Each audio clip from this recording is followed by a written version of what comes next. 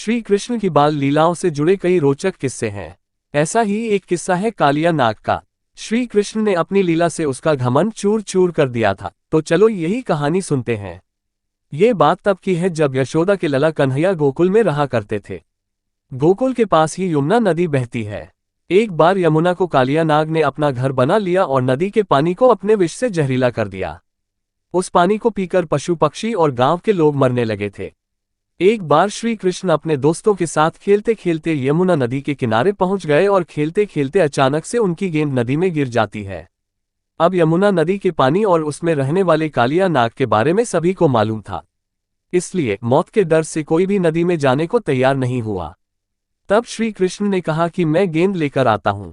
सभी बच्चों ने उन्हें नदी में जाने से रोका, लेकिन वह नहीं माने और नदी में छलांग लगा दी।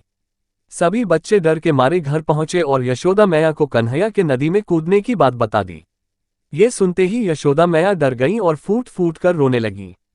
ये बात धीरे धीरे पूरे गोकुल धाम में जंगल की आग की तरह फैल गई। सभी दौड़े दौड़े यमुना नदी किनारे आए गए, लेकिन कृष्ण अभी तक वापस नहीं आए थे। वहीं नदी में कृष्ण को देखकर कालिया नाग की पत्नियों ने उन्हें वापस जाने को कहा, लेकिन कृष्ण नहीं माने और तभी कालिया नाग जाग गया। कृष्ण ने कालिया नाग को यमुना नदी छोड़ने का आदेश दिया, लेकिन कालिया नाग ने मना कर दिया और कृष्ण को मारने के इरादे से उन पर हमला कर दिया। कृष्ण और कालिया नाग की जोरदार लड़ाई हुई। कुछ समय के बाद कालिया नाग हार गया और कृष्ण उसके फन पर नाचने लगे। कालिया नाग थकने के बाद कृष्ण से अपने प्राण बचाने के लिए प्रार्थना करने लगा।